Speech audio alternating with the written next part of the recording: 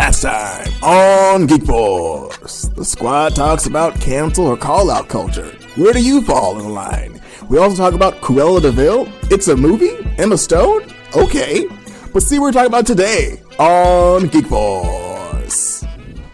Welcome to Geek Force, the show where pop culture rules all. I'm your host, Kat. With me today is the awesome G Squad of Ray, Marlon, and Amy. Welcome back, you guys, to another wonderful episode today. How is everyone? Assemble! Assemble indeed. Everyone doing good okay? On this cool. Continuation of Black History Month. I prefer of year. To me, my X-Men, but you know, it's Assemble's fine. So, we got another special treat for you listeners. We are going back towards our WandaVision segment, covering episodes 7 and 8 before the big finale. So our next episode will cover the finale. I hope you guys have been watching and keeping track and have your notes and that you bought plenty of red wine because we're about to get even crazier. I can't believe. Are y'all ready? I can't believe that we got to this point. This is so wild. Right. About to be over. The show that's been enthralling our lives for just 8 episodes. Y'all are too hooked. It's just a TV show. It's not a Broadway performance. How dare you, Raymond? It's a TV show. Oh, Raymond, you two had red twine. You two had red twine. How dare you? He's like, I saw it off in the beginning. All I'm saying I'm above all of you guys. All I'm saying is, we have like a week break, and then we got Falcon Winter Soldier starting up. So I'm not that sad. We got plenty of Disney in store. Unless something crazy happens in the finale, and then you're gonna be like, "Wow!" Okay, then everything blows up. Disney's destroyed. Scarlet Witch destroyed everything. No more. She's like, "Fuck everything." Took them out from the inside. No more Disney. No more Disney. Oh, that's good. the whole thing. It's so immersive that we're actually living in one of those world. That would be crazy. Truthfully, that'd be the most interesting media stunt. Like, she says no more Disney, and Disneyland just strikes out the name and just called amusement park only, and sells amusement park themed things with no Disney labels on anything at all.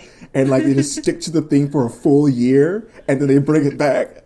That would be the clutchest decision. It wouldn't pay off, but it'd be hilarious. They were really sticking with this whole no more Disney thing. Disney has enough money to do this campaign. Just letting y'all know, they have enough money to do this if they wanted to. Oh boy, that would be crazy. Mickey ends up going by his government name, Ronald Rodent, and it's just Wouldn't it be Michael? It's just oh man, Michael. Ooh. Michael wrote it. I like the alliteration, but I do like the Michael part. Maybe it'll just, fit into Kingdom Hearts lore, and then he can literally go off into space and save that dimension. I know, I'm going to keep bringing that up. Yeah. He's a nobody! I'm literally picturing it right now he just says no more Disney, opens up a portal, and all the Disney shows just start getting sucked into the portal from the platform, and it just goes black, and it goes 404 error, and I was like, wait a minute! 404 error? They really did it! I'd be like, wait, huh? No more Disney? For real? Oh my gosh. Michael Feige, get Raymond on the line. He has an idea to pitch you. Michael. I'm changing his name too. His actual name is Michael, but his Disney name is Kevin. I'm changing it. We're gonna get some letters after this episode. We know everybody. Well, he's gonna be like, "You used my song. You used my name in vain. You're done." He might take us under his wing. Maybe we'll see. Well, let's just dive right in with a super fun episode 7, which off the bat, when we saw the teasers, we got excited because we had been discussing what's going to be the current age-ish kind of trope they're going to play off of, and of course we get the tried and true what's the show called, Modern Family style or Office style one-on-one interview segment that's split between what's happening and it separates the two. So that was what we get in this episode, and it just felt really cool. And of course, we get this very singular, almost kind of lonely theme song where it's just Wanda's name by herself for like the entirety of it. Just Wanda by herself. And then, of course, at the very end, it goes WandaVision, but it's like, dang, Wanda's feeling lonely in this opening. It's just her name, no photos, just like a license plate here, a sign there, no family photos. She's just feeling some kind of way.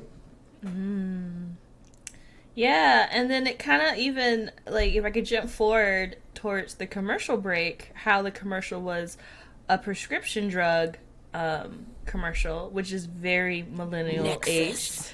Nexus. And we'll talk about that later probably. But yes. It described all the symptoms that she had as far as just, like, mental, like, depression and everything. And how, even if you take this medicine, all these side effects are pretty crazy. But hey, you're going to be just fine, Wanda. Just fine. And I was like, it's perfect. It also, like, fully mentioned, hey, have you created a mental construct that's gotten out of hand? It's like, just fully calling her like, hey, you're going through a lot. You made a mental construct. Nothing's going right. Your husband's leaving you. She's like, are y'all just calling her out in this like, Nexus commercial? It was great. It was well designed. It was a good trope of like, you're going through a lot right now. So this commercial, it's not like, ambiguously about you. It is directly about what you're going through right now. So it's a very good like punch. Also like, hey, here's a check of how she's feeling. She's feeling this way. So that was good to kind of get that like vibe check off of her. Yes, but let's dive in. So it starts with Wanda in bed, just, how typical of, like, millennial shows are, especially, like, with Modern Family, something very simple. Her in bed, and then she's interviewing with the camera of how she just wants her day to herself. But, that's how it starts. But then it kind of shows how, from the last episode, how she kind of, like, stretched her powers to make the hex bubble bigger. She's sleepy. She's tired. She's like mentally drained and exhausted. So her powers are just glitching everywhere. Everything around her is just going through the decades, and she's just like, what's happening? What's going on? The kids are noticing it. They're like, Mom, what's going on?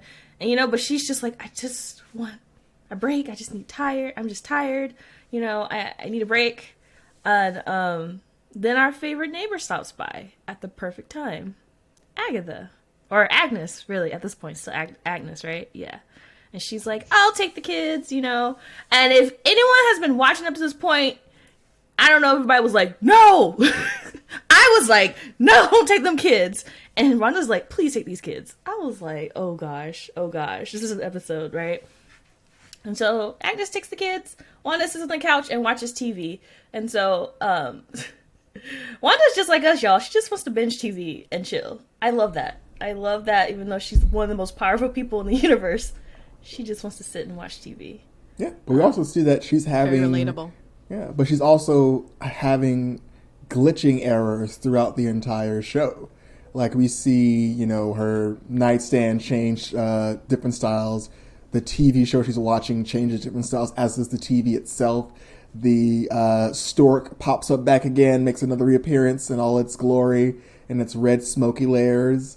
But yeah, we definitely see that there's, that Wanda's, I guess you can say her mental breakdown starting to go from just something that's in her head to starting to fully affect the outer realm that she's controlling. She's getting to lose focus. The milk carton she has changes from like a regular like jug to a carton to a straight up old school glass of milk.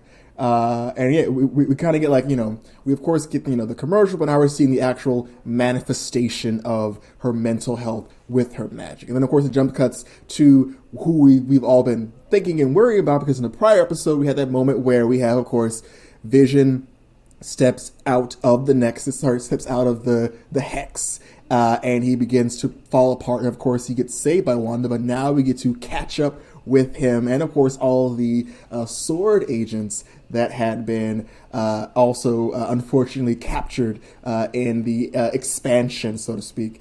And we see that they're all in a circus area. They're all like putting up a circus for no apparent reason. They're just putting it up. We of course see that Darcy is fully about it. She's like an escape artist and just fully in her mode. And Vision is trying to ask her questions, but of course it's a sitcom, so she thinks that that he's hitting on her. She's like, you know what, I don't want this. You're cute and all, but like it ain't like that. And then of course he zaps her back to the present. But we get this really cool back and forth with Darcy. She gets a chance to be who she is, which is a funny character. I mean, she is on Two Broke Girls, so she gets a chance to fully do her thing in this, right? No, sorry. I thought she was funny in that scene. I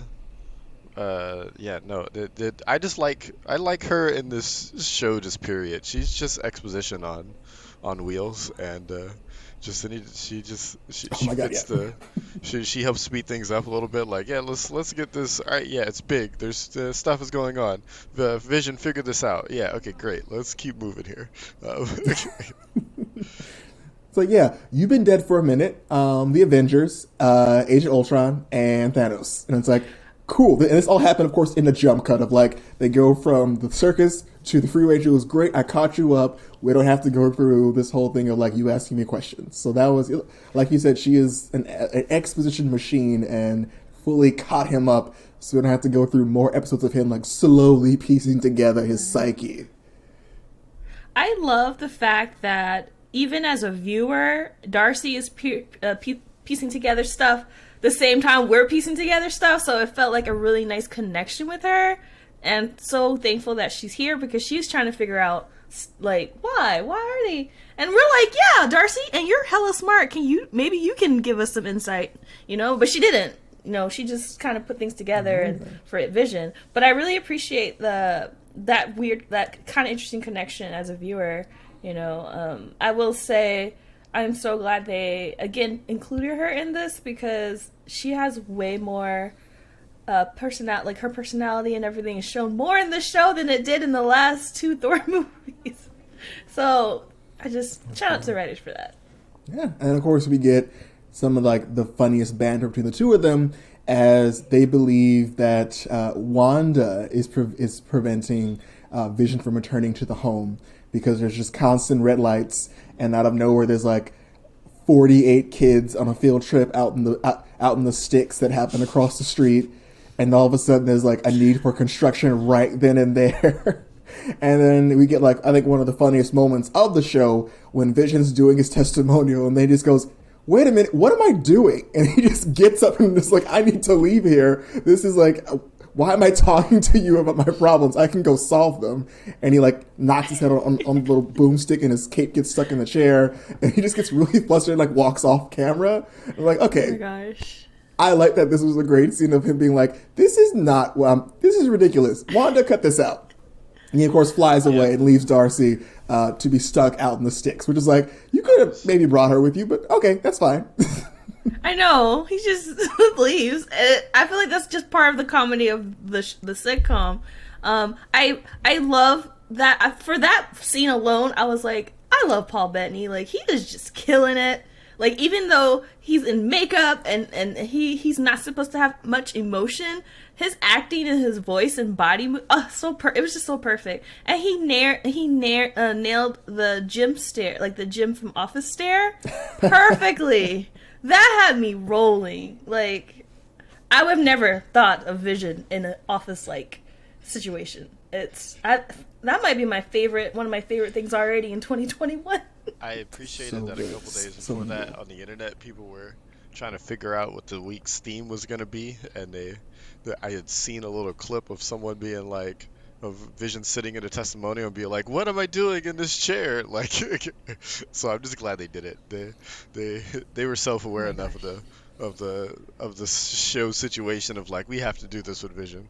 I'm very happy it happened. It paid off so well. And then, of course, we get another big moment. We finally get what fans have been waiting for since the name Monica Rambeau has been spoken. We get her origin, so to speak. We know that Darcy hinted at her DNA being mutated, and that if she were to go back into the Hex, she would probably have some irreparable damage to her DNA again.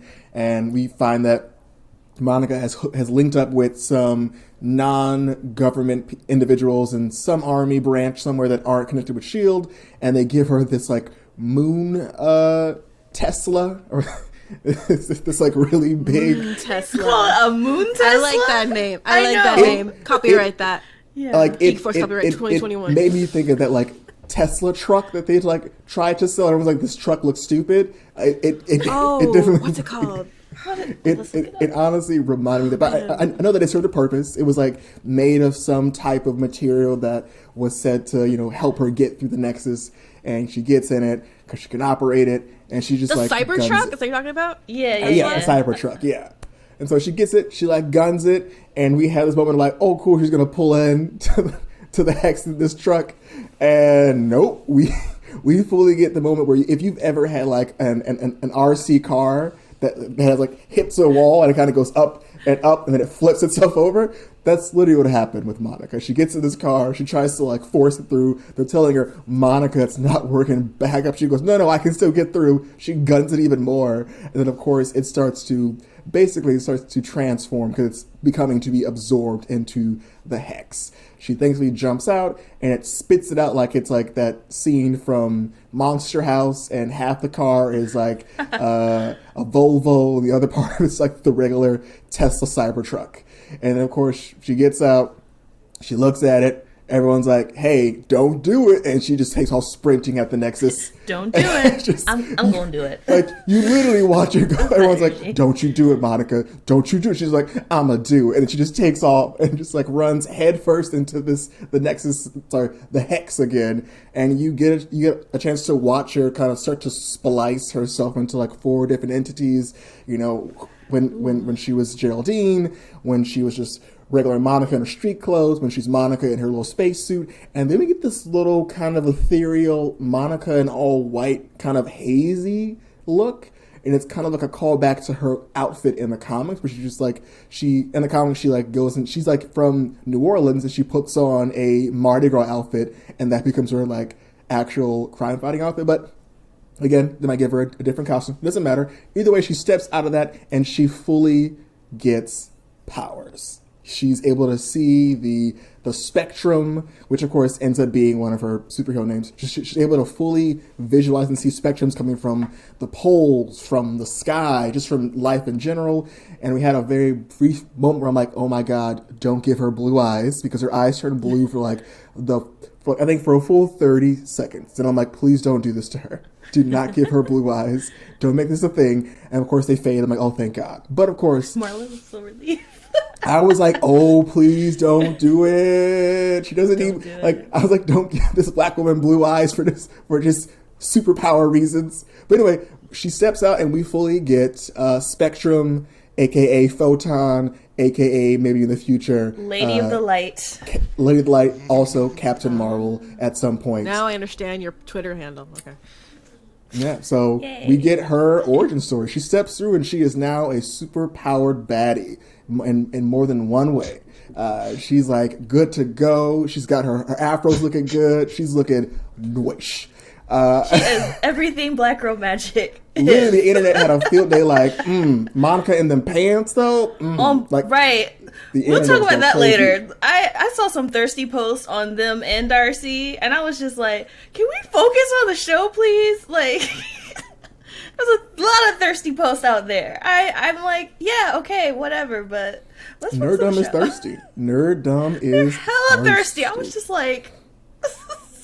But anyway, yeah, keep going. Yeah. And so we bounce back to Agatha, and she's, Wanda's like, hey, my kid's been gone for a minute. Let me go check on my kids finally. Sorry, Agnes, sorry. We're already I know, past I'm so sorry. I can't call her anything other than that. Right. Anyway, I know, I understand. Wanda goes to check on Agnes, and is like, hey, how the boys? And she's like, oh, they just downstairs playing. And I was like, oh, don't you believe that? Don't you trust this woman? And I'm sorry, I'm jumping a few bits away here, but of course the boys in a separate scene, Tommy and Billy are sitting next to Agnes, and we get this great moment of like, oh, Agnes she got something going on, because I think it's Billy looks at her and he says, I can't hear your thoughts, you're quiet. And I'm like, well, there we go. We don't even need to finish the episode. He just confirmed we already know. She got some kind of magic or she's a robot. But we're going to figure it out, though. Cyborg. So Wanda gets there and... oh my God, I'm skipping so many things. I apologize, y'all. I'm skipping so many things. Raymond's giving me a glare, and I forgot about it. So before we even get to that moment, Monica wants to have a little heart-to-heart with Wanda, a little moment of clarity. It does not go great at all, as one could imagine. Wanda's like, how'd you get back in here? And she's like, it don't matter. Anyway, right, Wanda, it don't matter. Wanda, we need to talk about you. Guess what? You sad. It's okay to be sad, but you can't kidnap people. That's not okay. You can't keep doing this. And she was like, you don't know what I've been through. And Monica's like, we've all had loss. Wanda, we've all had loss, okay? We've all had it. Loss is nothing special. You can't be out here taking over towns and whatnot. And then, of course, you had that moment where Wanda's getting powered up, and then Monica's like, oh, we can pop off, and Monica starts getting powered up. And I was like, oh, we doing this. I was like, dang, hit her. Just hit her, Wanda. I want to see what happens. I'm trying to see something. It honestly gave me, was it Winter Soldier vibes, where Black Widow is trying to get to T'Challa, and then one of the door says, move or you will be moved. It gave me that kind of vibes of like, oh, she's like, oh, you can try to put hands on me, but I'm not leaving here. And Wanda, for a full minute, was like, something's different this time. Something's a bit different. She fully just powered back down, like, you know what? Let me wait a minute, because I ain't trying to get got in this moment. Because I was like, I think she's ready for you this time, Wanda. She is ready for you to try it this time. Then, of course, Agnes comes to save the day, and it's like, let's go over here. And then we get that, and then we get everyone's favorite cat meme where Monica calls back out to Wanda, and she goes, don't you say anything to me. And she points at her, and Agnes is trying to pull her away, and then Monica's like, what's up? I said what I said. You can't keep doing this. Perfect. That frame was perfect. Thank you, whoever decided to shoot it like that. Like, it was perfect. I didn't even know until someone pointed it out. It was literally just like she's pointing, and Agnes is like, we gotta go. And Monica's like, I said what I said. Say something else. Holding the block. Also, the mailman in the background, he was getting all the tea. He was just like, I got mail to deliver, but something's happening over here. Yo, that mailman stays in the cut, just be spying. He's like, what's gonna happen? Right. I was like, and then he went back to his business like, I was like, ain't you got fake mail to deliver, my friend? Fake mail. He ain't got no real mail. And then, of course, we get to that moment where Wanda goes over to Agnes, because Agnes is her quote-unquote best friend, holding it down. And she takes her down to meet these kids. And sure enough, there ain't no kids in that basement. What there is in that basement is a whole lot of occult shenanigans. We start seeing tree limbs and roots, and then we get a shot at what we think is the dark holes, and that's when the not-so-big reveal. You're forgetting the part where she walks down the hallway, and it goes from from full screen to widescreen very sneakily in that moment of time. And I really loved it, because it was just like, we go into real life now. Like, you are we out of entering this the TV MCU. show. Yeah. Playing with them ratios. With them ratios. All right, Marvel. Y'all really having a fun time with that. Saying you are entering the MCU is quite accurate for the following episode. I mean, they said that. I remember somewhere they were like, by the end of the series, you'll be in the MCU. I was like, what the fuck does that mean? Like, isn't this the MCU? Oh, okay, never mind. Get it now. Now we really are. And apparently, it's just all it takes is a single hallway shot, and then you're in. Smart. Yeah, and then we of course see a bunch of occult things. We get a chance to see not only what we think is the Darkhold, but we get also a chance to see Agatha Harkness do the not so big reveal of like, yes, I'm actually Agatha, like surprise, and also I got magic, and she fully like just restricts Wanda from doing anything. She can't move, she can't do anything, and then we get the internet's favorite bop. Literally out of nowhere. Do you want me to play it? Yes. Hold on. I was ready. I was like, okay, I'm ready. Because It was hilarious. It was everywhere. It took the internet by storm. Because it came out of nowhere. Because literally they're having a I full was like this the discussion, whole time. and then it's just like.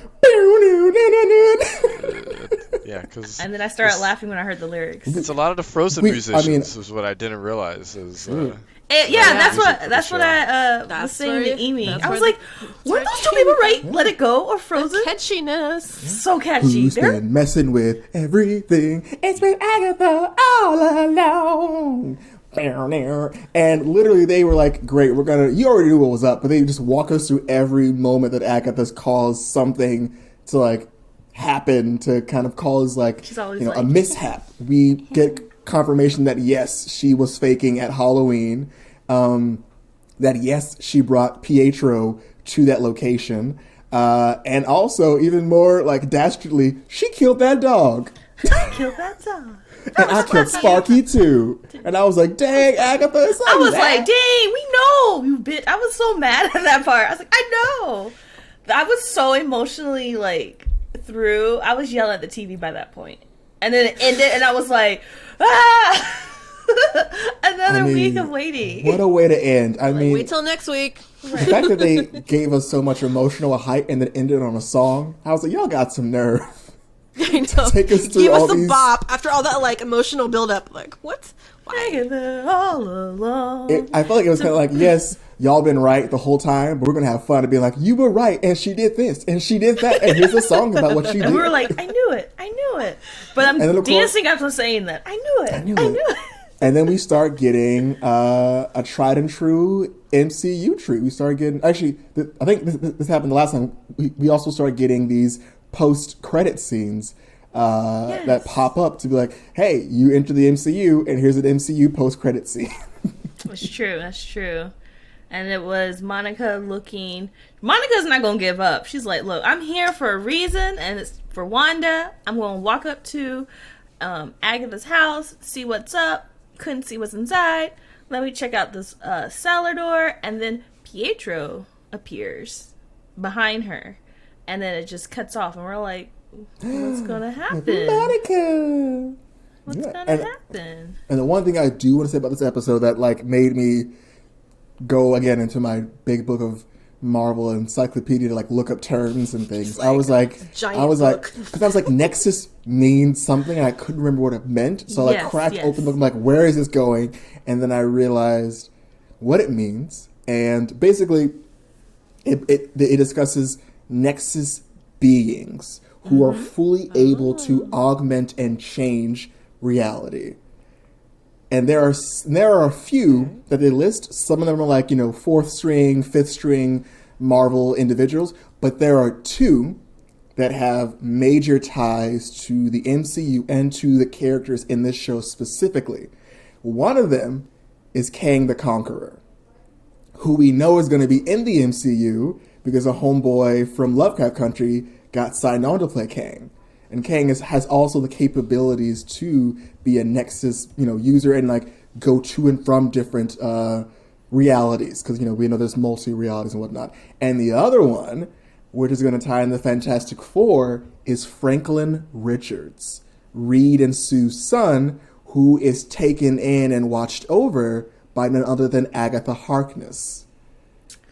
So we have these two individuals who tie in a lot to the Marvel Cinematic Universe, and the Nexus thing means that, one, it definitely was about, Wanda's current mental state, but two, someone or something talked to her about being a Nexus being, and it made its way into the show, which I think is a big point to like kind of bring up and talk about, because like that's huge. Okay?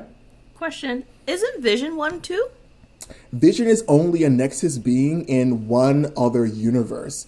But the thing about Kang and Franklin is that they are a Nexus being in almost every universe they're in because they have powers that allow them to kind of infiltrate those different realities. Vision is one in one realm, so is Jean Grey in another realm, but they're only in singular realms where they are. But in all realms across the time stream, it's always Kang, it's always Wanda, and it's always Franklin, which is like an interesting kind of like full thing to discuss. And also, as Nexus users, they definitely have they have probability capabilities, but they also have individual unique powers that are unique to them specifically. And Wanda's is hex magic, aka the chaos magic that we'll talk about much magic. later. Yeah. I do want to stop to say, again, this is why I feel like the Loki show is hella important and why I feel like it's super tied to this show, because Kane kind of deals with the time variant authority, which in the trailer that we saw for the Loki show has captured Loki, and Loki's going to be working with them. And we saw the trailer and we were trying to decipher what was in there too, because we were like, what about Mephisto might be up in there? But King is definitely all up in that trailer too. So again, the long game of Marvel again is playing with us. Now we're talking about Nexus. Now we're talking about mentioning people who might be popping up on future shows. Yeah. And the time variance authority is huge. They're huge. I mean, we're already dealing with time already, Yeah. And they're like number one individual that they have a grievance with is Wanda. Like, that's their, like, most wanted individual because she's always doing something in the comics. And they're like, this person, like, we are the time variants. Like, we're basically time cops. And she's always doing something, and she needs to stop doing that thing. Exactly. And so that's why, I mean, we'll probably come to this later, but, like, who is really going to be showing up in this finale? Anything could happen. We've mentioned it so many times, but, like, for real. I got thoughts. And I do find it interesting. I don't know if I sent you guys in the group chat the comic strip of why Agatha is so important in the story. Because, again, she's always around Nexus people, if that makes sense. Because the comic strip showed how she's very protective of Franklin Richards and how these people were, like, all in her basement and how scary powerful she is. And so I'm like, this might not be the last time we see her. She might be involved in a lot of Fantastic Four stuff in the future, maybe, or anything else. And I'm happy. I'm like, yes. I'm hoping so. There's a chance. It has us go into the next episode a little bit, but literally the opening scene of the next episode has me worried that she's not going to make it out of this show as much as I want her to make it out of this show, because it just felt. Wait, so why do you say that though? So they start the next episode with Let's go in. Agnes at the Salem witch trials, not the Salem witch trials, but during that time period, and it's like the Disney version of the Salem witch trials because they weren't gonna threaten to burn her at stake, but they did magic witch lasers. That'd be kind of cool though if they did magic witch lasers. They did magic witch lasers. That was basically the same thing. And she manages. It was the weirdest scene in the world because there was a point where they're like, "Are you a witch?" Yeah. Yes, I'm a witch. But then they all were witches. So it was like, why were a bunch of witches asking the person who was obviously a witch that she was a witch?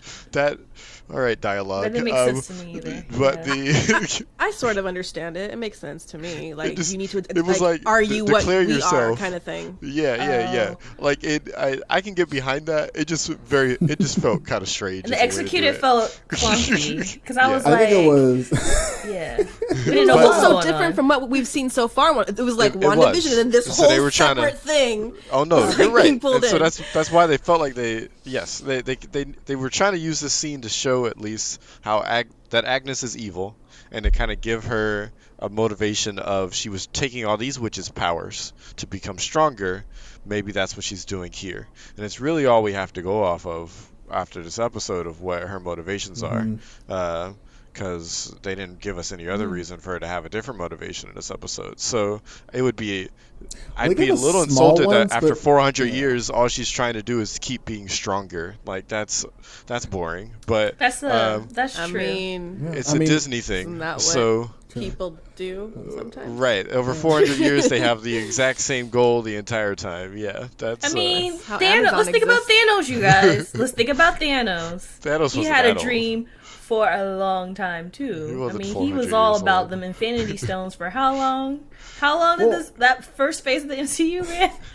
Well, I think it's important to remember that in that Agatha witch trial, they were like accusing her of getting involved with dark or like using spells that were above her station, and she would mention that And she's like, yo, like these spells just come like they come natural to me, and they call to me, or like, you know, the power calls to me.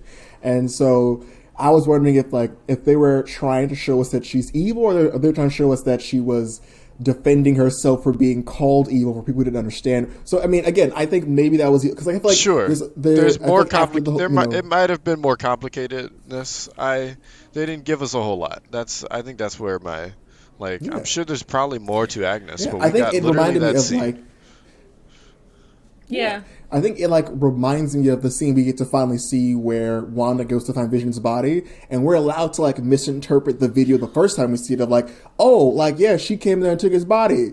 But when we go and look at the scene, it's she fully just showed up angry, but he had a meeting with her and then she saw it and then she left.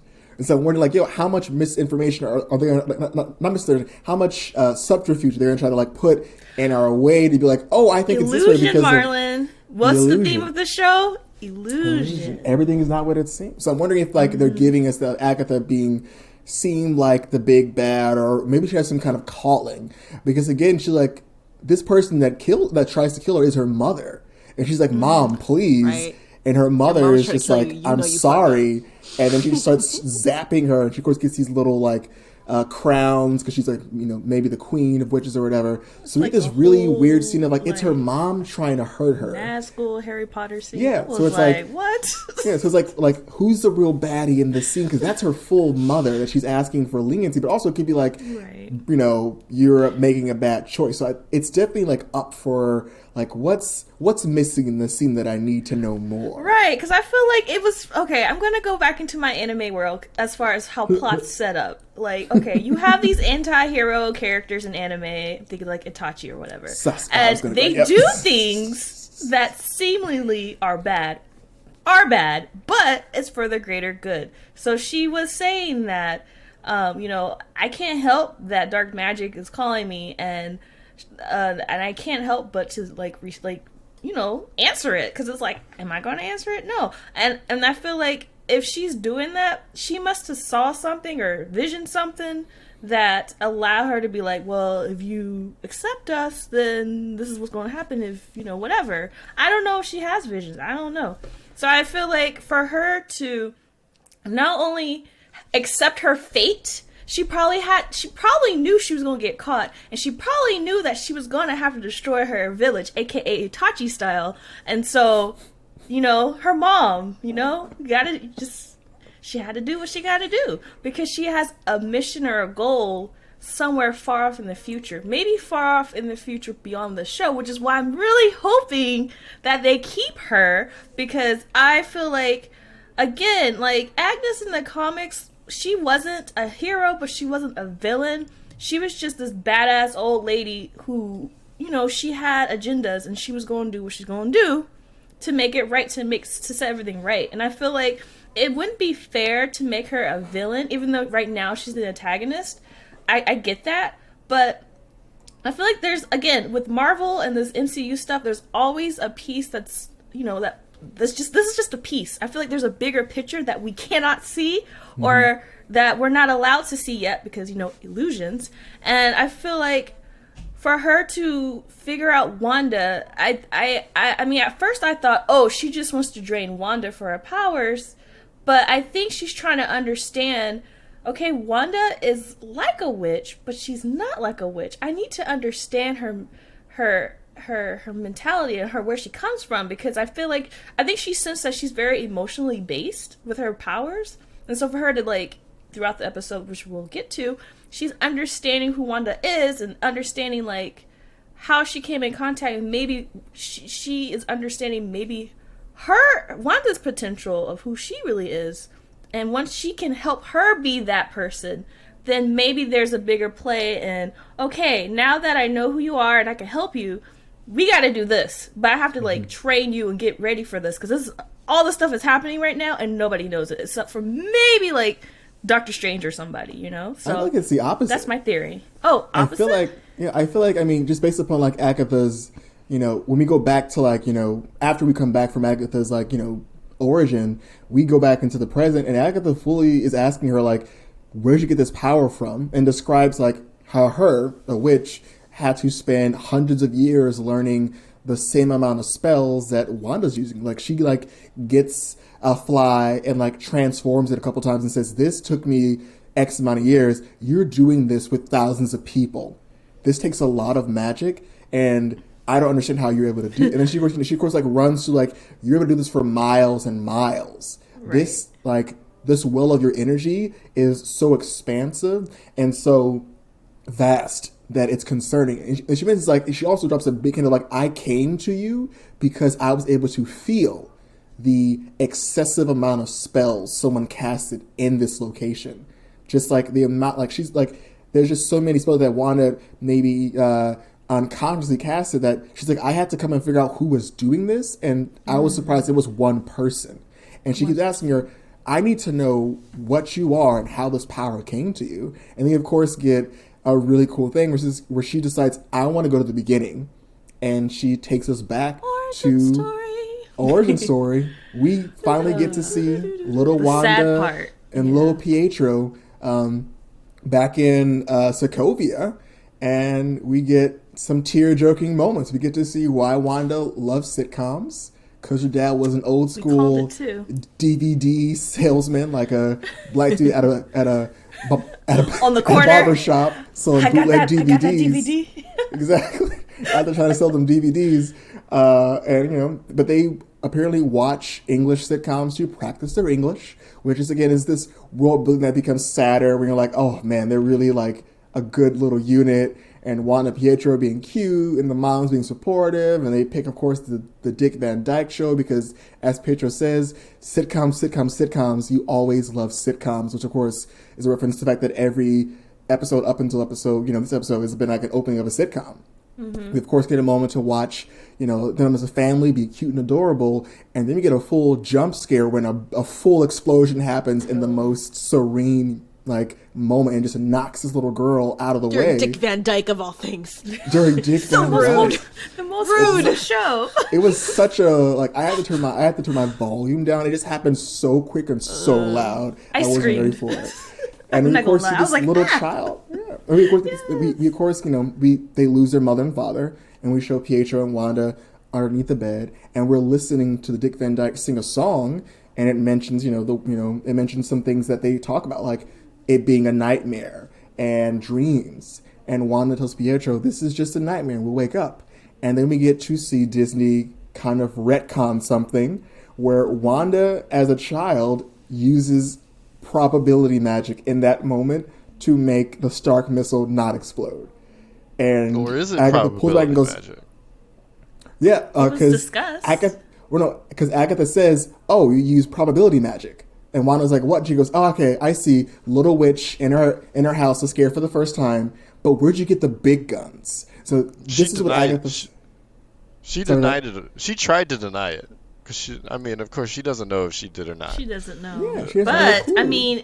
I always thought of that because in the Age of Ultron, it's, she's talking, or whoever's talking about it, about how that missile was defective and it didn't go off. And I was like, when are Stark Industry things defective? Like, I know it can happen.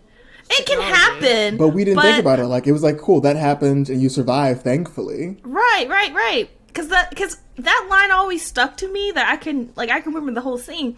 And I'm like, Stark Industries, like, it just reminds me of the first Iron Man movie about how he's about his things working.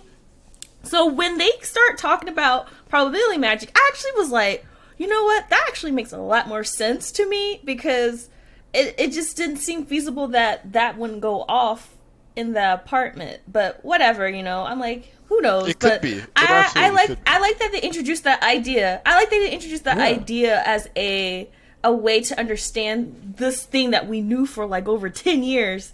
In this, like, we've been talking about this scene forever. To actually see it and now giving a little bit more information, I'm like, huh.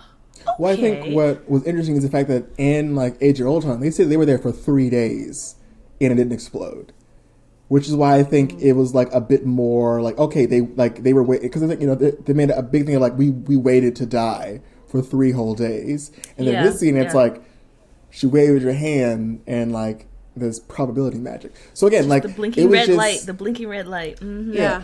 So again, it was just a lot of. It was interesting to see that they were able to go back in time and say, oh, she's been like a witch the whole time, but just wasn't fully aware of it. And here's a moment in time that it came up. But of course, like a bomb not exploding. I mean, I think in the news we like. It's happened before. Like a missile gets fired, it hits something, but it doesn't go off as intended. There's some errors that happen with things that are exploding. But that was interesting to see them go, great, it didn't explode because of magic. But which is a cool Marlon, thing of them tying it together. It's kind of introducing the idea of a mutant, kind of. If it was like she was already something that had the ability. Yep. So you mean and prior to her and the stone, correct? Yes. Yeah. Okay. Because I think they're hinting at I think even Agatha said, oh, so you were like a baby magician, but what gave you more power than that? Right. And then of course we talk about how Loki's scepter was like what apparently did it for maybe her and Pietro, where they potentially had the mutant gene, and maybe it was like recessive and wasn't fully active, but then of course that stone like draws it out. In the comics, wasn't her mom a witch, a Scarlet Witch, something? I read something somewhere about that. She was like some type of fortune In teller. the comics, her mother was a member of the Romani, and her father was Magneto. Oh, yes. Yeah, in the comics also, she gets delivered by a cow person. Until Magneto wasn't their father anymore. But that's until they like retconned that and made it. I don't want to talk about that. But yeah, for a while it was like it was Magneto and this Romani woman, and that was her parent. And then of course they got put up for adoption, and then of course that's when the Sokovian family got them. But from that scene with the baby magic, we of course get to see them. We get to finally see the Hydra experiment on Wanda, where the doctor's just saying every person that's been in this room with the stone has died. No one succeeded ever. But they're going to try on Wanda anyway. Wanda strolls out looking super emaciated and sick. She walks forward. The scepter fully does a little magical Power Rangers saber thing and flies around the room and kind of just comes at her. It glows and it fully explodes. And you, of course, see, I think it's the Mind Stone, right? It's the Mind Stone. Yeah, so like the Mind Stone explodes, but there's something preventing it from fully hitting Wanda.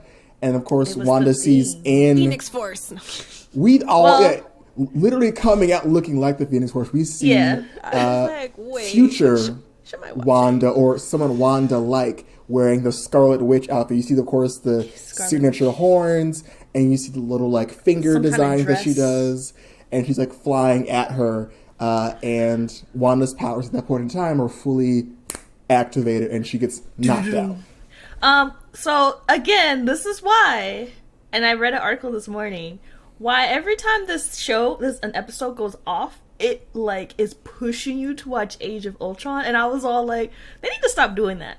But at that moment, I was like, see, this is why it's really important to watch Age of Ultron, because when in the beginning of the movie, when they capture this sector to get, to bring it back to Thor so that he can whatever, and Tony and Bruce have it for 3 days so then they can figure out the power and stuff, and there was the shell that was keeping it in. So when I was watching it and she was like trying to contact whatever, but it was protected, I was like, how did Tony manage to break that shell and extract the Mind Stone? Like, his technology is insane. Like, I know Hydra couldn't do it, but it just makes me, it made me actually think about Age of Ultron more in this episode because of, these scenes. But just like even like the technical stuff, I was like, if that had broke right then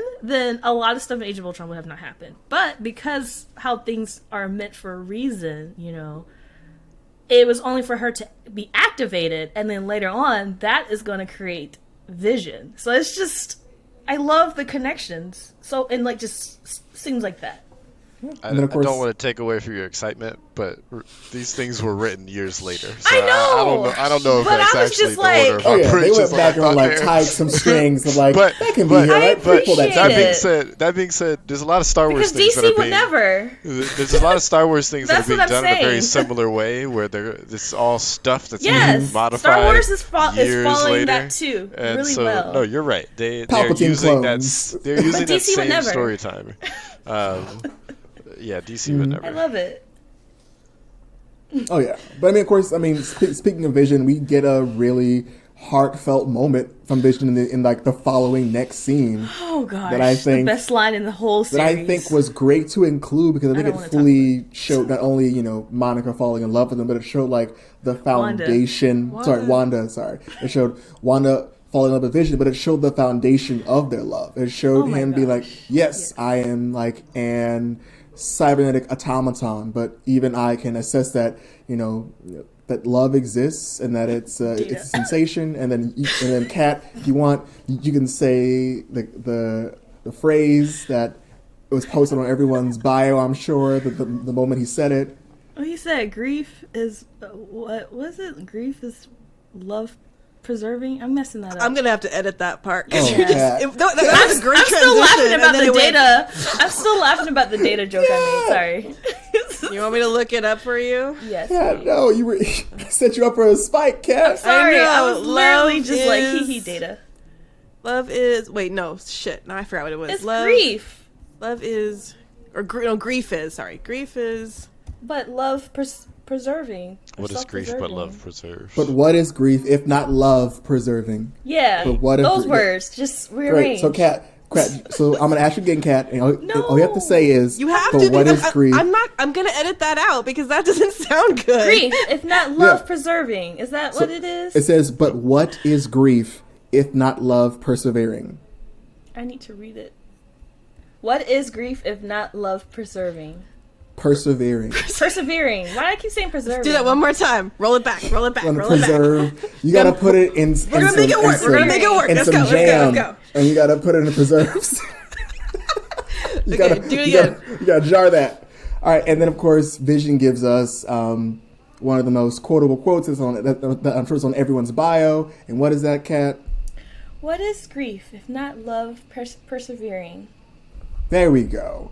And that was, that I think it showed a real tangible moment. And then, of course, they end up watching Malcolm in the Middle together, which was really adorable. Really Malcolm cute. in the Middle was in that suitcase back when they were a little girl, Yes. when they were kids too, and I was just like, Yes. should this be in this suitcase? What Yeah. time period are we saying these I mean, kids are? Ray, I have How the young exact is same feeling. Wanda? But I think around this time, this is what, late accept it. 90s? It's a No, but I little- think yeah. I think the time is right because she was born in '89. Would you prefer Friends? So then she's around 10. I think she's around 10 when this is happening. So So the fits. show, it fits ish. You won't question it.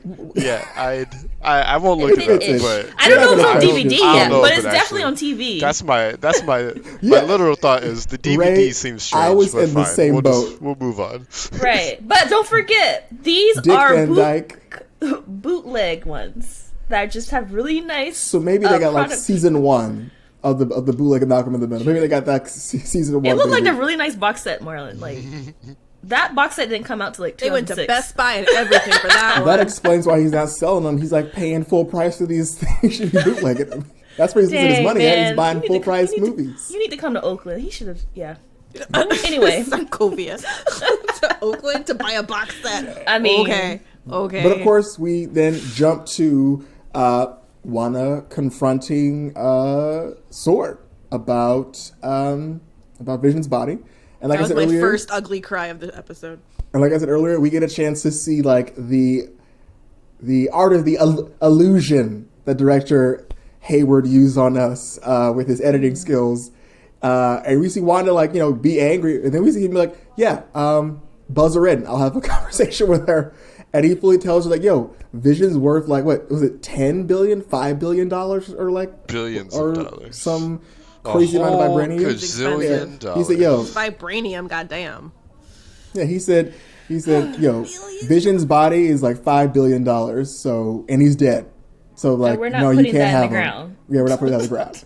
And then, of course, she gets angry, which we see. She explodes all the windows. But when she goes down there, we have this super sad moment where she just touches his dead, cold face. And she says, I can't feel him. And then she just leaves. She just she doesn't take his body. She just walks out. So we find out that Dr. Hayward lied and that she does not, in fact, have Vision's body. But we do see in the next scene is that we see that the reason why she's in Westview is because, super sad, extra tears, Vision purchased a plot of land for her for them to, quote unquote, grow old in. And again, I feel like just like the viewers who like get super emotional and cry, Wanda fully loses it. Like she sees where it says to grow old in with a heart, and she just absolutely mental collapse. Like she just explodes with chaos magic. It shoots out everywhere. And the craziest thing I've ever seen, we see her construct Vision out of nothing. Understand.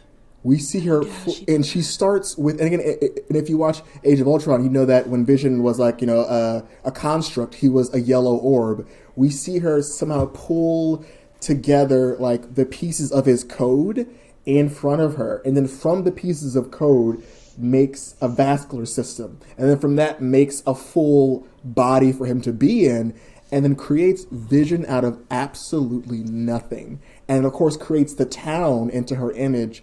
And boom, episode 1, Vision stands there. Wanda, welcome home.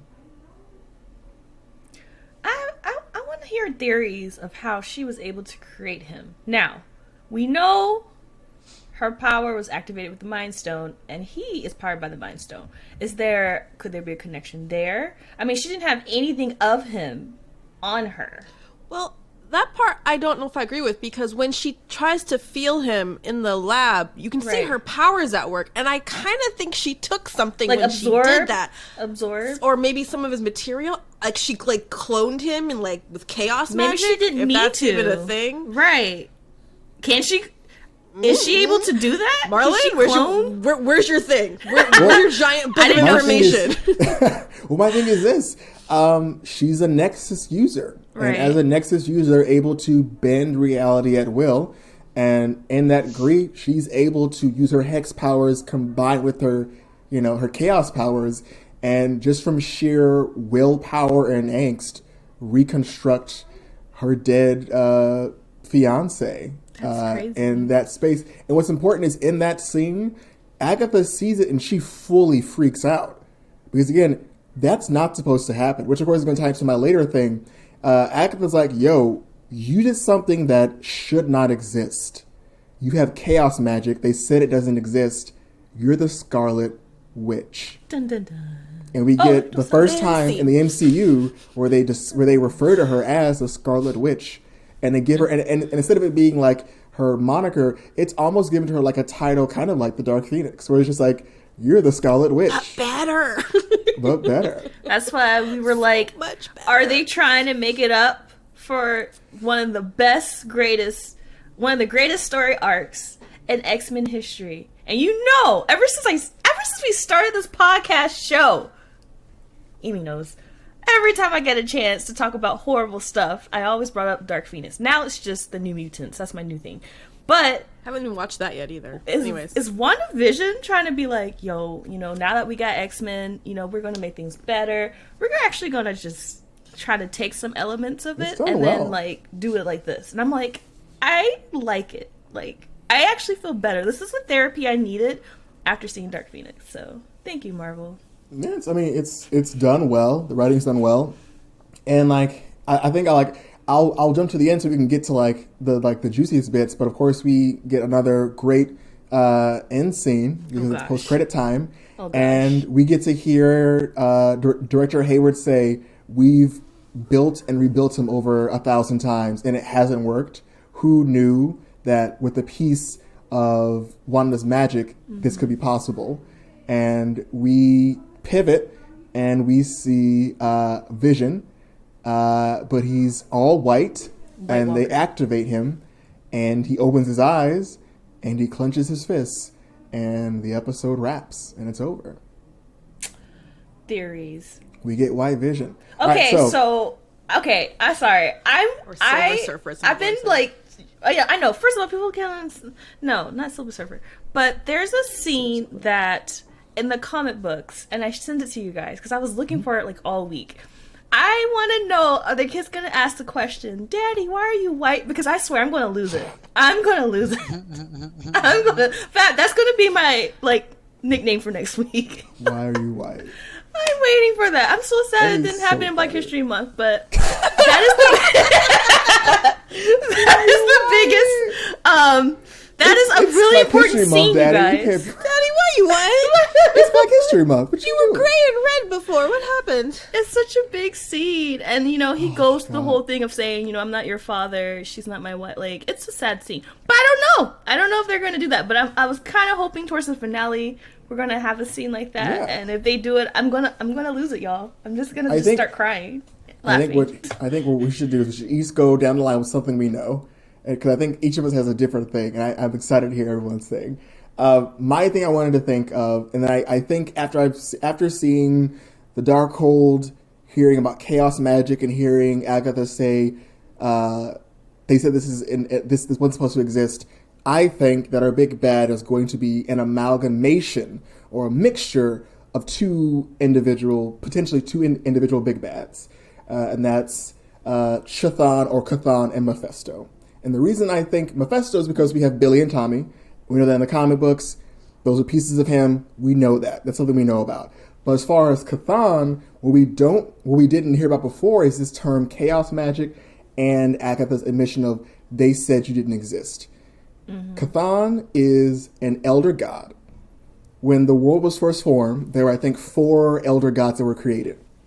Chthon and another brother of his both kind of became evil. So they fully degraded from elder god to archdemon. And Chthon, also before being, of course, chased and banished, wrote the Darkhold, which is which is that dark text of magic. But more importantly, Chthon is basically where chaos magic stems from. He's at the root of it. Individuals that access it through him as an archdemon, Chthon. So the fact that Wanda has this power is one thing, but the second thing is Chthon got fully banished when a bunch of mages on Earth did a spell, and they all said together, there is no such thing as chaos magic. It doesn't exist. And of course, this also was said by the Sorcerer Supreme at the time of hey, chaos magic doesn't exist. And we know that Sorcerer Supreme is, of course, Doctor Strange. And the fact that Agatha mentions they said this wasn't supposed to exist ties those two things together. Because if she's saying, this magic shouldn't exist, they said it doesn't exist, that means she either is aware of that, that means, of course, she knows this magic is dark and knows it's evil and is afraid of it. And of course, it can obviously connect to Doctor Strange. But that's really amazing to know that they went that far out, which is why I think either they're going to combine them together, because I don't see them doing two distinct big bads, because Mephisto and Chthon are it's a lot if you choose to do 2 of them. But if you were to potentially combine Mephisto and say he's the root of all chaos magic and retcon in the MCU, that makes more sense because you have a singular focus, as opposed to saying, great, the kids come from Mephisto and the chaos magic comes from this archdemon in a whole other realm, I want to say I agree, because I feel like he was mentioned either in, unfortunately, the second Thor movie, or in Doctor Strange or something. But I had to look it up because I was I know I've heard him being mentioned, and it says here online that he can create host bodies, and one of the host bodies was the Other, and the Other had come to advise Thanos to find the Infinity Stones, and then he worked alongside Thanos, and then Ronan killed that host. So he's actually already been involved in some past stuff. So that could be a really great, but I mean, you have to kind of look it up or pay attention to the movies. But I feel like you're onto something, Marlon, because he's already been involved and we aren't even aware of that yet. Yeah. And of course, the most important part of this whole story, which is I think the weirdest part about it, is Chathan purposely tapped Wanda to be his vessel. Like, he went out of his way to personally afflict her with being his vessel and gave her a piece of himself, which allows her to tap into that chaos magic. Which, of course, is in the comics, where he, like, as he's, like, being pulled away, he's like, I'm going to come back, but also I'm going to come back inside of this vessel right here before he, like, dips away. So, again, these are, like, deep cuts. I don't know if they're going to fully go into it, but the fact that Agatha mentioned, one, your magic shouldn't exist, I think is, like, the most important piece. Because, like, okay, we're getting deep into, like, the lore of, like, chaos magic. So if we're going that route, I am excited to see how they're going to go. And I'm looking forward to seeing if they're going to combine some deities, some stories, or if they're going to give us individual villains who become some big demonic, big bad gang. Who knows? Yeah, but what about Vision, Kat? I know you were all about Vision's whole thing being White Vision. So with this Vision, he is built of just zeros and ones. He is not basically Jarvis in a vibranium suit like how we had our old Vision. So this one's very just like a blank type of dude, and he does retain, I think in the comics, he does retain memories of Vision being like an Avenger and stuff. So he has all the memories that Wanda's Vision doesn't have. But at the same time, he's strictly like a binary code. He's just very robotic. And so, again, that kind of, I think I mentioned it before as far as Age of Ultron and how Ultron wanted to kick Jarvis out and wanted the whole, what Vision had.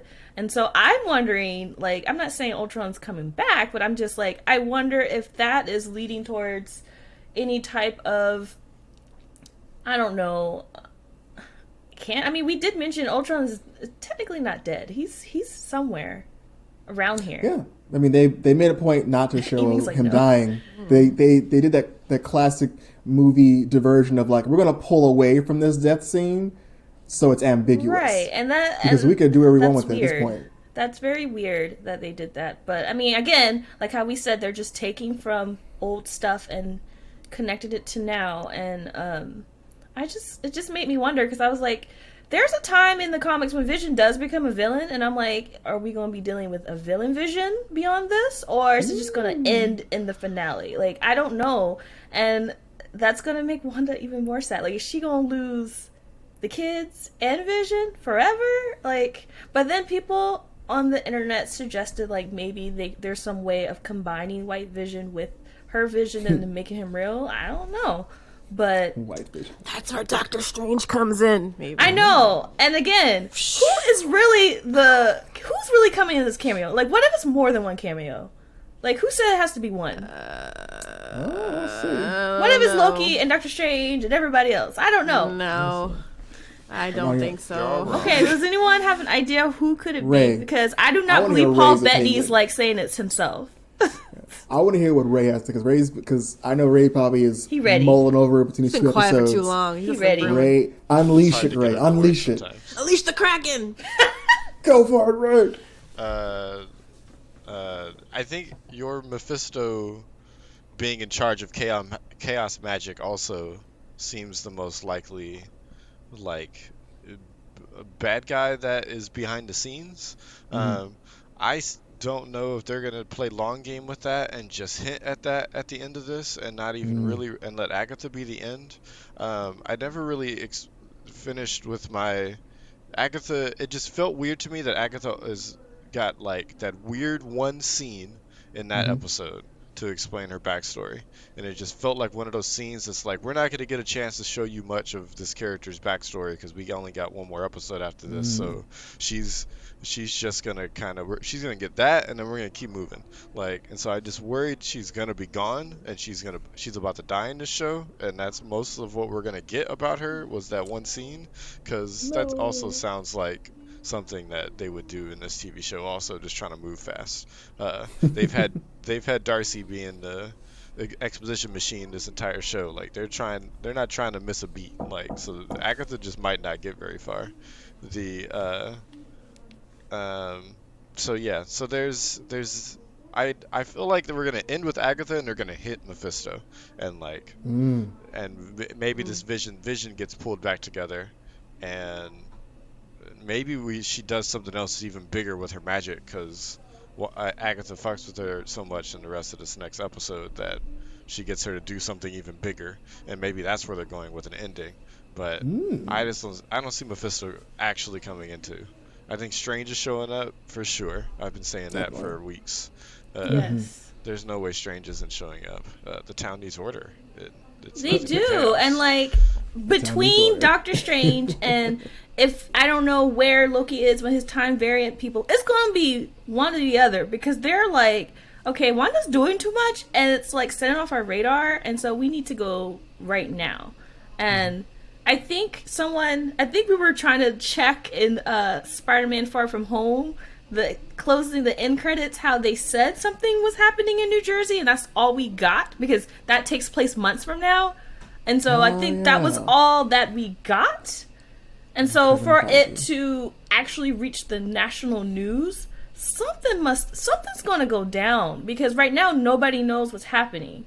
So it has to be someone either within the main characters of the show or someone who's an Avenger comes in to do something because took them long enough. Where the fuck y'all been at? I mean, this is typical. Help your friend out. She's in typical mourning. Superhero thing about I'm supposed to be here. Oh, my dad. You know, something happens where somebody actually has to step in and do something for it to end up on like worldwide news that Nick Fury can see it from space. You know, so that's why I was like, it has to be Doctor Strange. It has to be. If not, then who can it be?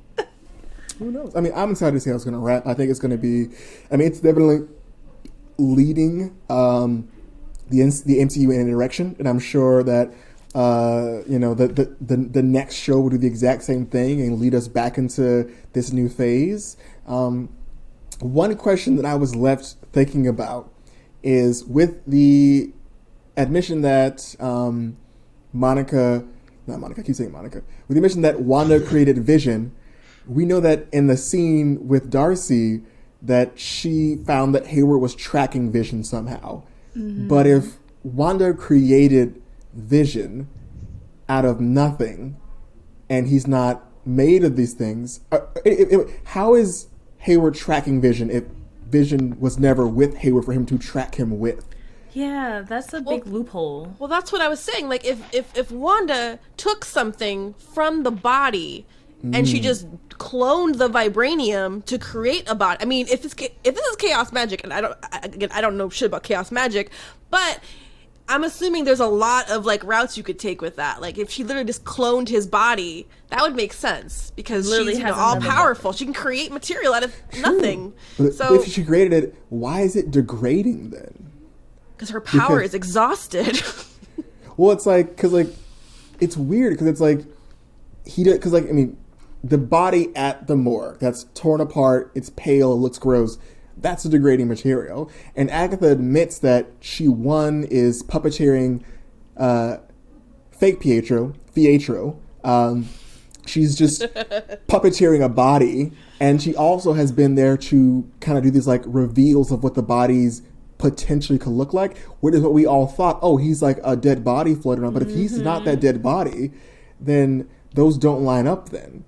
Because if his actual tangible body isn't there, there's no way he would be degrading, and there's no way that there could be a track. It was a touch. Like, she didn't take anything major, unless they show us in the next scene that she took his eye or whatever.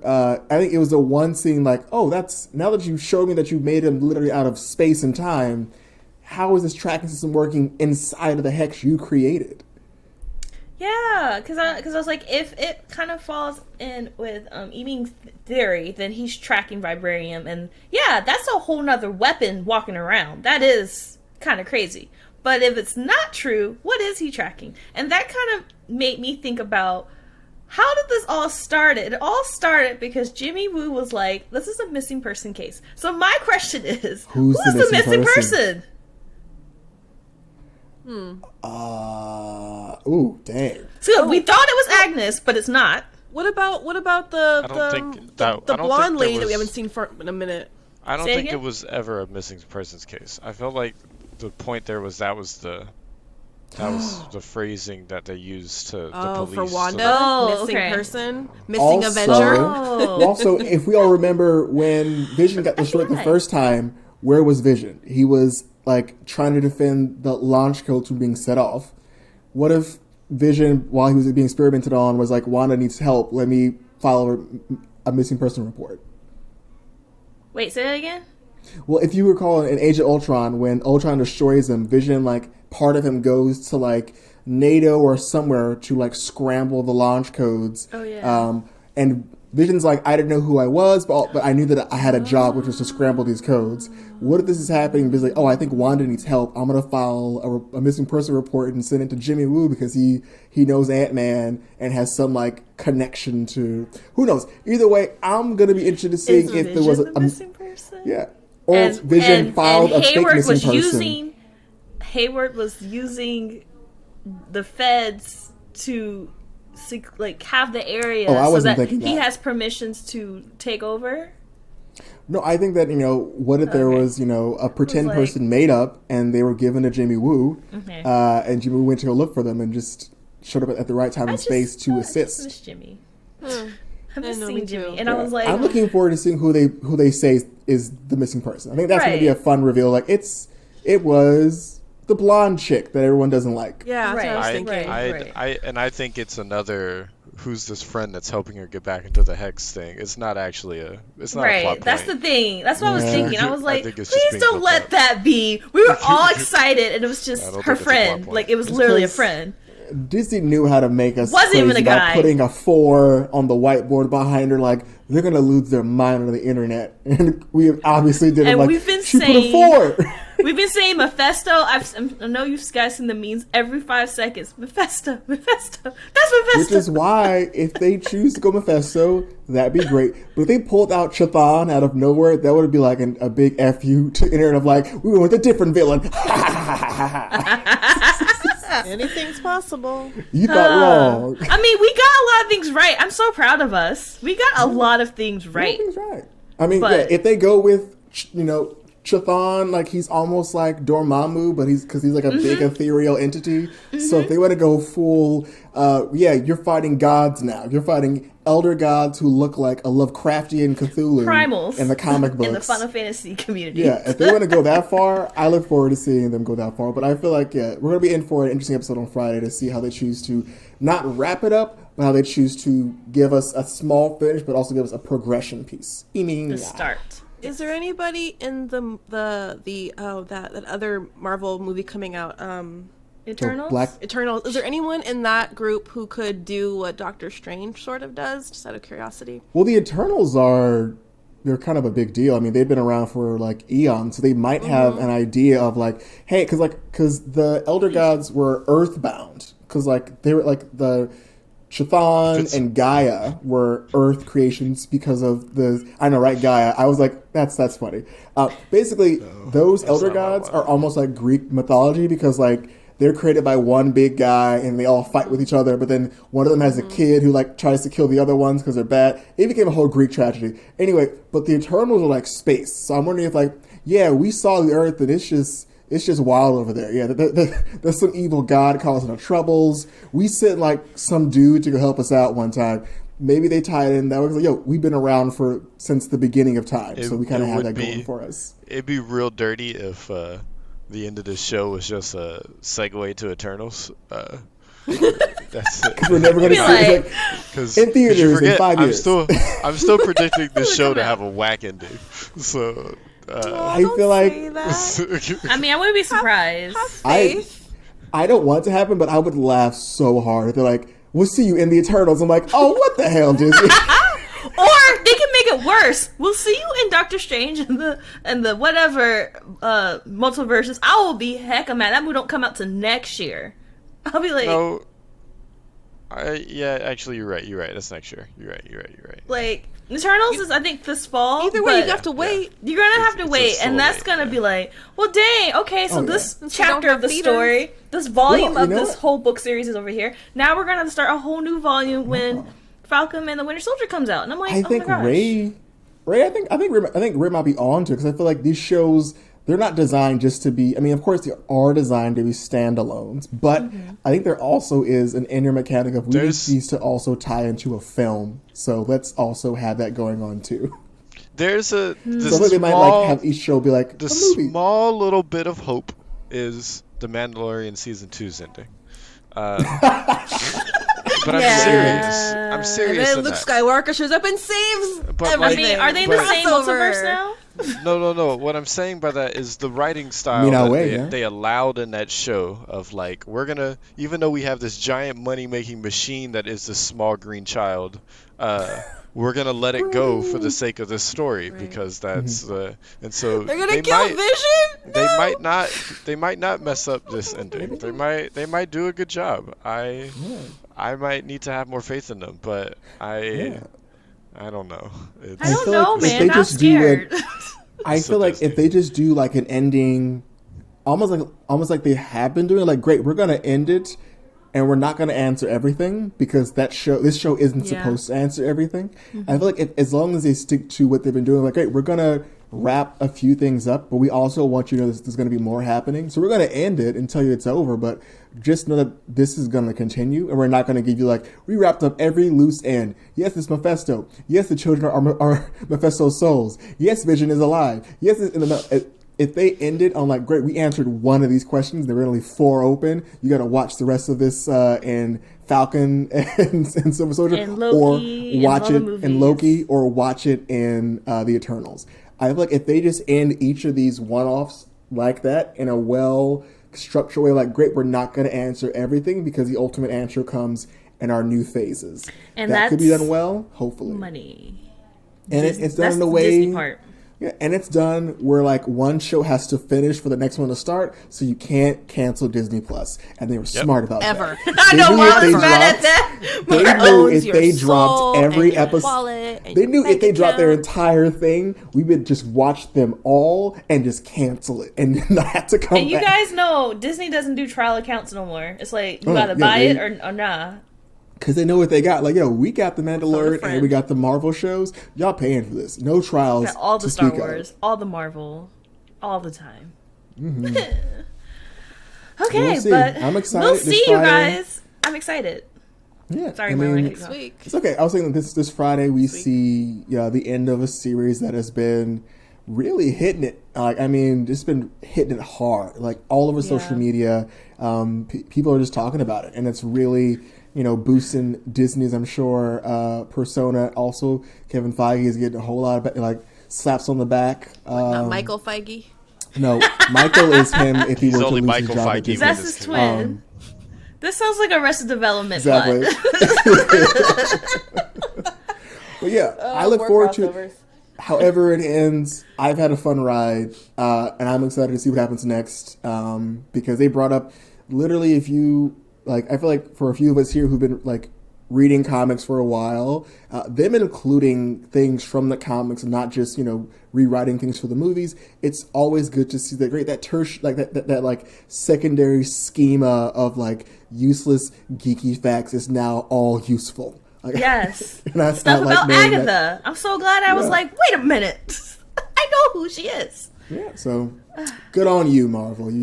You started a whole new trend. I seriously thought y'all were going to run stale for this phase, but y'all are doing interesting things with your properties. Keep it up. Don't fall stale, and we'll let you know how the 4-hour DC Snyder Cut comes out. Oh, yeah, that's in a few weeks. Can't wait. I'm not letting anybody know. I'm going to need all the edibles in my fridge to get through that. Nope. Ooh. But yeah, CBD. I'm excited too. This is making me feel like I'm 12 years old, reading the whole Scarlet Witch thing all over again, and I'm excited. I mean, we'll keep y'all posted next week. Next week on Geek Force. Or just a lot of us just yelling and screaming. But yeah, you guys, this was a great episode. I'm gonna have to wrap it up today. Thank you guys. Chadwick Michael Boseman, R.I.P. Yes. Best actor in these streets. There were a lot. There was a lot of great winners in the Golden Globes. I feel like they heard the people cry or something. Even though I have a lot of things to say about that, I'm going to save it for next time. But yeah, you guys, thanks again for just talking about Wanda. And I'm like, we'll see come this Friday if we're right or if there's way more than what meets the eye. Because, it's illusion. That's the name of the game. But yeah, so again, listeners, let us know what you thought of today's episode. Questions, comments, concerns. Hit us up on Facebook, Twitter, and Instagram. Yeah, and if you too feel like you have some theories, don't be shy. Let us know. But until then, love each other, hug each other. Keep paying that Disney Plus subscription and geek on. Don't hug each other.